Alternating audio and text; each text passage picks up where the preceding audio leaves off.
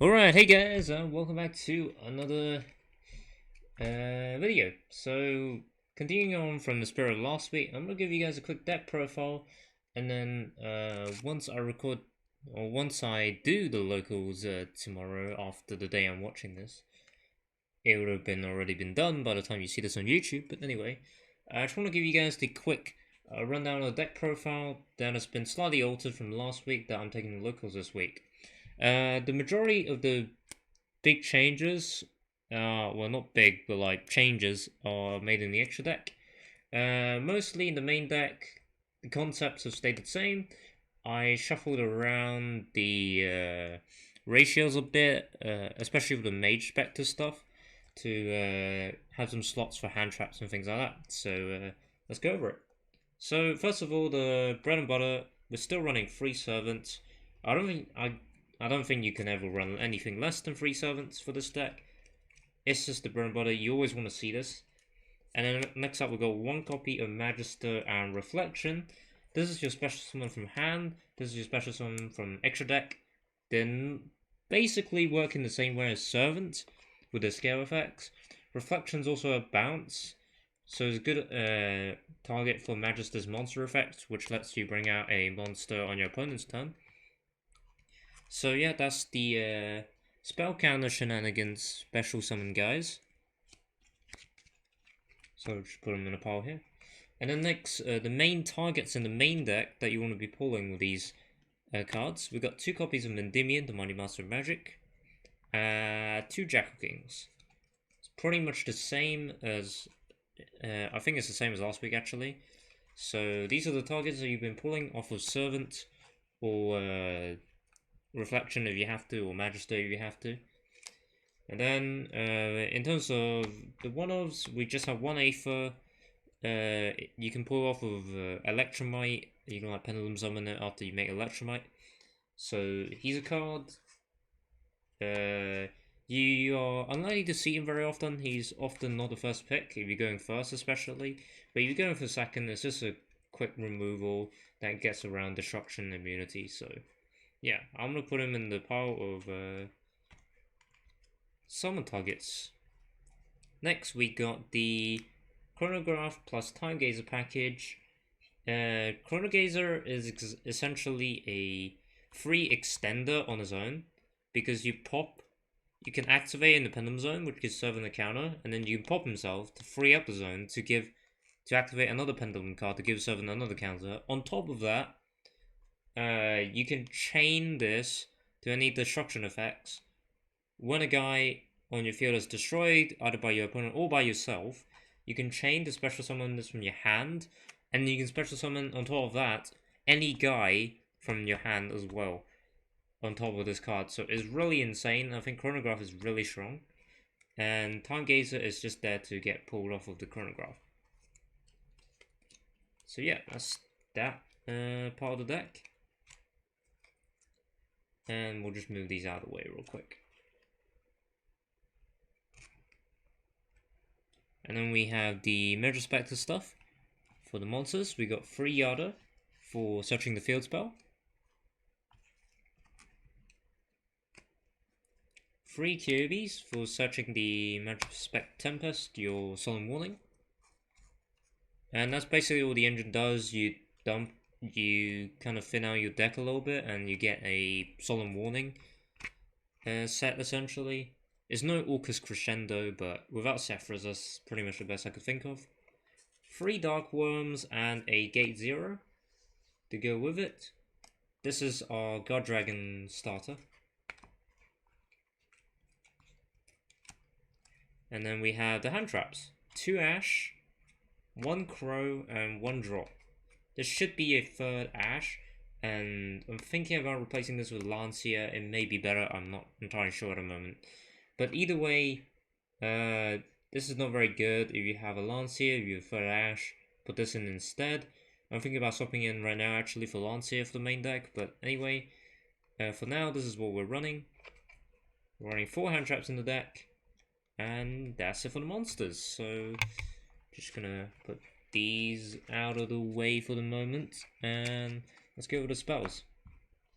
The spells, Let's start off with the obvious. We still run 3 spell power mastery. You want to be seeing this as much in your hand as possible. It's essentially 2 counters for the servant and a search, so very powerful. And then desires for our draw spell. I was considering bumping up to 3, but I felt more comfortable with it at 2, so we're still playing at 2. And then the fields package, 1 terraforming, 1 Pegasus, and 1 Citadel. Probably better idea to put 2 Pegasus in the deck, but whatever really. Anyway, that's the field spell stuff. Next, for the 1-of power cards, we got Raigeki and Monster Reborn. That's it. Monster Reborn is potentially a bit clunky because you don't end up sending anything to the graveyard very often with Pendulum decks. So that is a problem that I've kind of found when I'm testing, but like, I think it's still good enough to include as a 1-of. So it is Monster Reborn, what can you say? Anyway. So let's just put these out of the way now, and we'll go over, once again, the only trap we run is the Majespectre Tempest, which you can pull off with QB, or just draw into, I guess. And it's your solemn warning of the deck. Your tribute 1 is her paying 2000 life points, and it's searchable, which is the only reason why I play it over actual solemn warning. And yeah, that is the 40 card main deck. It is actually 40 cards, and made sure I counted it up. So there you go, and let's leave the most exciting for last. Let's go over the side deck. I'm pretty sure it's pretty much the same, but we got 3, in terms of the monsters, we got 3 Veiler, 2 Drolls, 1 Reaper, 1 Lancia, 1 Pancratops, 1 Bell, and that rounds out the monsters. So I don't think anything is different from last week. Certainly some of the weaker cards, like Droll, could probably be cut for like Imperms or more Pancratops or more Lancias. Either way, moving on to the spells, we got 3. Cosmic Cyclone, Twist Twister, and Mind Control for going second. I do apologize if I'm going through this a little bit faster than last time. It's just that last time I basically covered why I put them in, so I don't really want to do it again today. For the traps, there can be only 1. Best floodgate probably in the format right now. So yeah, that's about it. And let's move on to the most exciting of changes, which is the extra deck. So I'm gonna go through the stuff that we already had from last week first. So the Vortex and the Absolute Dragon, that's still in there. And then we have the Sayuja, Borrow Sword, Borrow Load, 0 Borrows, and Electromite, and a Daybreaker. So these are still the same, but I have decided to include Triple Burst and LP for some Guard Dragon combos. I don't really have too many targets in the main deck for LP right now. It's just getting out another body on the board, frankly, which is still fine. We can still go into the big idea here is to just go into Sayuja more consistently. If we can get Sayuja out, we can get a lot more extension to our combos that we've been doing. Particularly that this isn't sealed only, so I do have access to Electromite. And ending on a Borrow Sword OTK or a Borrow Load Snatch deal is just pretty good. But yeah, that's basically gonna be the deck. Not very different, but did decide to shuffle around the ratios, cut the Tempest, include some more hand traps in the main deck, and went for a more Guard Dragon kind of style extra deck because you can't really get away from Guard Dragon these days when you're playing a deck like Endymions, which can fairly easily shove it in. So yeah, obviously as you probably noticed, it's not 15 cards in here. Definitely do want some extra cards like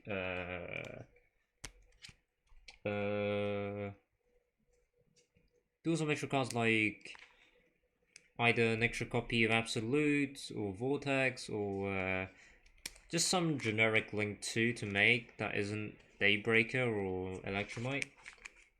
3 link 2s seem to be enough from testing online. But yeah, that's about it, and we just hit the 10-minute mark, so I guess I'll say goodbye here. I hope you guys enjoy, and I'll be bringing you guys the results from the locals after this segment. See you then. Alright guys, so I just been to locals and I went 2-2 with the deck. So I think this week was interesting because I won against people who I wasn't expecting to win against, and I saw a lot of unexpected kind of kind of flaws in the deck, I guess is like the easiest way to put it. But anyway, let's go through what happened. So match 1, we got matched against a pure Light Swarm player. He's quite new and it was pretty easy, frankly. But essentially, what happened was both games we ended up with something like 2 Endymions and a Jackal King, or 2 Jackal Kings with an Endymion. We won the high roll for the first game, so we went first, and we just kind of set up an unbreakable board for Light Swans. There wasn't really much I can do. Game 1 was kind of funny though, because I didn't know what else he had. Like if he had like a turn 1 JD or something, turn 1 double JD or something like that. So I was scared to use the Endymion and Jackal King negate, so I let his Raiden and his Swords of Revealing Light resolve. So, and because I don't actually main deck any straight up spell trap removal like MST or Twin Twister or Nightmare Phoenix, I actually didn't have a way to out it immediately, so I had to wait out the 3 turns. And essentially, after the 3 turns was done, I Borrow Sword OTK'd him, and that was pretty much it. There wasn't really too much to say. We did get a pop the Sheridan, the new card I put in the extra deck. And it was really nice to have a pseudo mini Dingirsu sending things, especially scary back rows, because some of the newer players and some of the older generation players that you may play against still run a considerable amount of battle traps like Drowning Mirror, Storming Mirror, Quaking Mirror Force, things like that. So sometimes you really have to be careful about it, and I was very cautious, especially with Swords of Revealing Light out. With 3 turns of both of us essentially doing not very much, he setted quite a few cards, and I just couldn't just attack into it blind. I had to get rid of cards, so I got rid of all his face downs with Sheridan instead of getting rid of Swords of Revealing Light, because I thought it was more important than get rid of the Mirror Forces anyway. Essentially, that's all that happened. Second game was really weird. I didn't even bother siding because I knew it was going to be an easy game anyway. And I don't think he sided either. And he actually opted for me to go first, which was interesting considering what I did to him in the first game. And as expected, not quite as nutty board game 2, but I still opened like 2 negates, like an Endymion and a Jackal King, and then the following turn he just couldn't out Jackal King and Endymion with like a Majespectre Tempest set and a QB on board with an Ash in hand. He just couldn't play around or play through that. So following turn, once again, I got rid of all his back row that he set, and I just Borrow Sword OTK'd him again, and that was match 1. So yeah, pretty easy match, and yeah, that's all it for match 1. Alright, so going to match 2, we were up against pure zombies with Zombie World and all that good stuff. And as expected, with Zombie World, he is in fact main decking 3 Super Polys, and it was inevitable that when we won the high roll and we went first, we get Super Polyed. And it's partially my fault because the player that I play against is normally brings an Altergeist deck. So I was expecting Altergeists. He wasn't playing Altergeists. What I essentially did was set up a board of 2 Endymions, and we just kind of floated a Magister as well. And that was my end board, which would have been pretty okay against Altergeist, because you know they don't get the initial draw power, and not draw power, but like initial setup going. Then it's very hard for them to get Multi-Faker out, and if they don't get Multi-Faker out, they're not winning very often. So this would have been a decent board to make against Altergeist. The hand wasn't exactly perfect, but we were able to get 2 endymions on board, so I suppose it's not too bad. But the thing was, he's playing zombies, not Altergeist. So we just got, our endymions just kind of got super polyed. There wasn't anything I could do about it. He made Nether Soul. He, just attacked over the rest of the guys that I had floating, like Magister, and there wasn't too much I could do. Game 2, I tried to play a little bit of a trick and actually decided and go second cards and opted to go second for game 2, hoping that he would be dumb enough to set up his Doom Kaisers and things like that, and I could use my going second cards like Pancratops, like Mind Control, to just kind of steal all his stuff and bait all his negates out and hopefully get full combo and OTK him. None of that happened. He was very smart. He had a set Super Poly, Zombie World on board, and a bunch of he had like a Danger Nessie and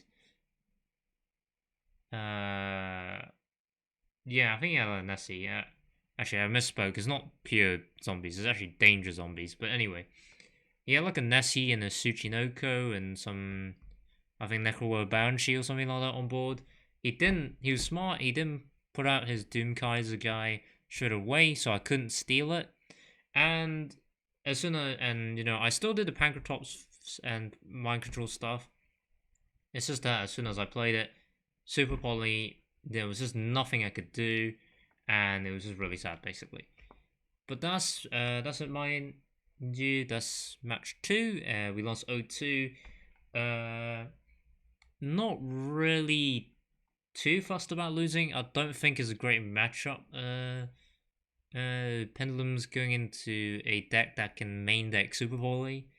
There's just like your common counters when you're playing a combo deck to go against Super Poly, like Anti-Spell Fragrance or Imperial Order or Prohibition. Prohibition I just don't have, and the other two kind of stops me as well, and I don't have them in the side deck, so there was just not much I could do about Super Poly, and it was pointless trying to play around it because all we had to do was normal summon like one guy with Zombie World on board, and he could just Super Poly away with one of his guys and one of my guys.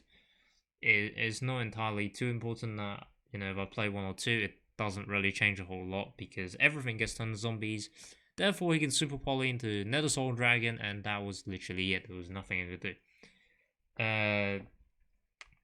So yeah, that's match 2. We lost 0-2, and yeah, that's it.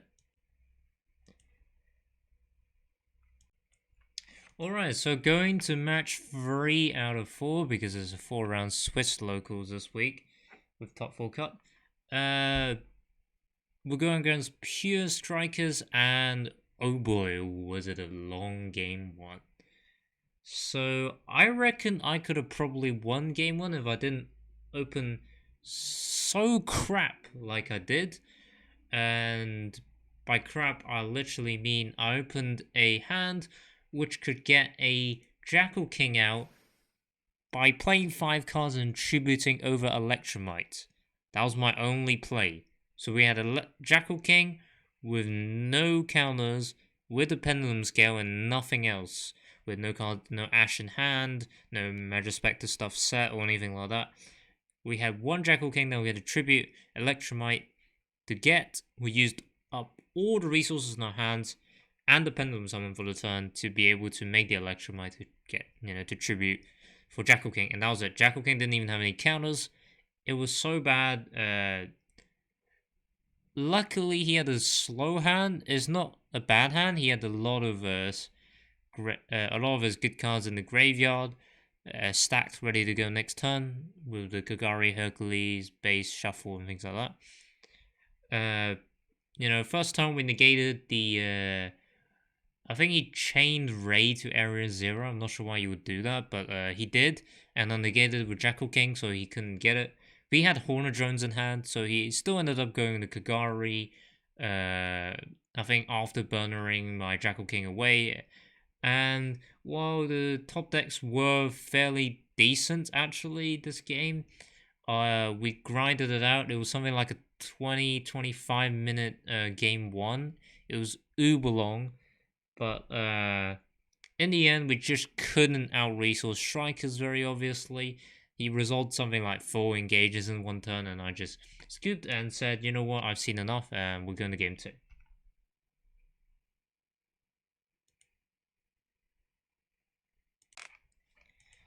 So going to game two, we didn't really have any expectations, and the only thing I started was something like free draws and Twin Twister and Cosmic Cyclone, which are your obvious back row clearers when the striker player inevitably sets like 4 back row because card demise.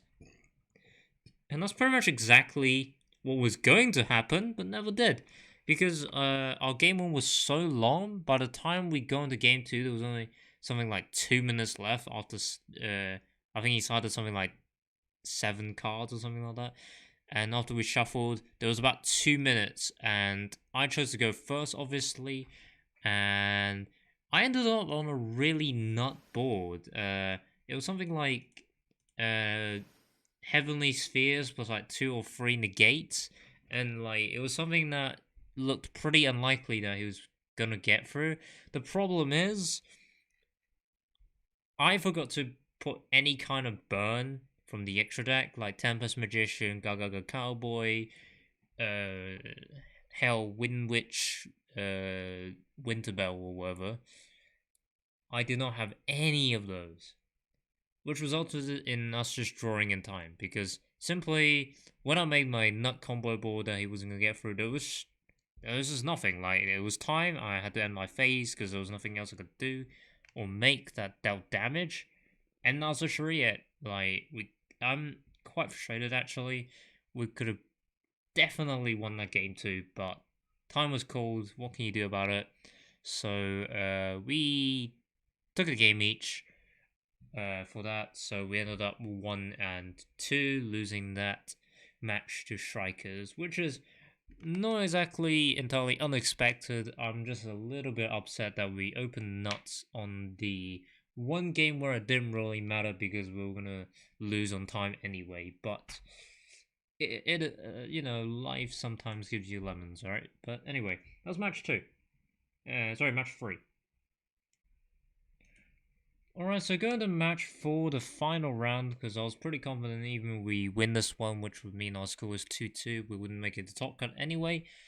So I was pretty happy, and I was playing against my my buddy who also plays endymion normally, but this time he's whipping out his Valkyries deck, pure Valkyries, and I have never seen somebody play Valkyries before at all, so I had no idea what to expect going into the match.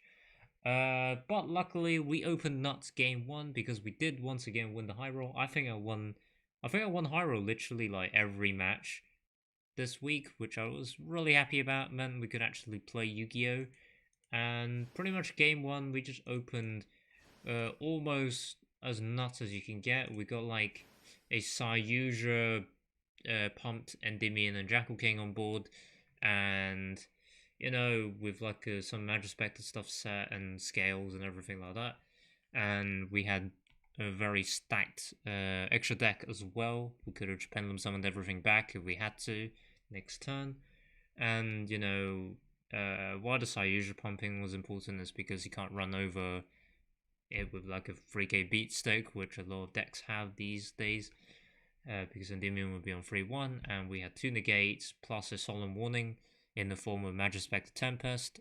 As well, I think there's something like a Droll or an Ash or a DD Crow in hand. Anyway, some form of hand trap disruption in hand as well.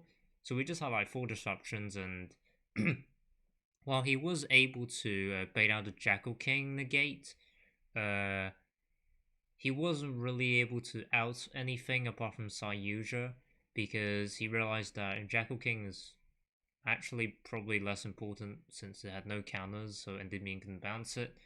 And it was only on 2-7, Sayuja's in 2-8, and if you keep Sayuja on the board, I'm just going to generate more value every turn. So he decided to out Sayuja, which was fine, I think. And he went into like I think Time Goddess's Mischief or something like that, and dealt a decent chunk of damage by running over my Jackal King, and he actually managed to out my Endymion, I think, by baiting both the Tempest and the Hand Trap. So he was actually able to play through most of the negates, but he had like one card set, which I believe was like another Time Goddess's Mischief or something like that. So it wasn't very useful for him. And like one monster on board with no graveyard effects, nothing in hand. So next time we just Pendulum summoned everything back and Borosol OTK'd him, and that was game one. So I think game two would have potentially went differently, but I think he opened Slide Brick. Once again, I don't really see Valkyries very often, but essentially he had a pretty scary looking card that looks like it was a Searcher of the deck that he summoned with something called Ride of the Valkyries or something, which I think is like the main summon card. Anyway, essentially I just negated that and he just set 2 and passed it straight back to me. And from the experience from game 1, it didn't look like Valkyries had any battle traps, so I wasn't too scared to just kind of run over his stuff. And another Burrow Solo TK, why not? And game 2 was, yeah, just another Burrow Solo TK. Like, Burrow Sword came in super clutch in like every single match this week, this locals. I'm so glad I put him in, but essentially it was just another Burrow Solo TK. And that was it. We beat Valkyries 2-0.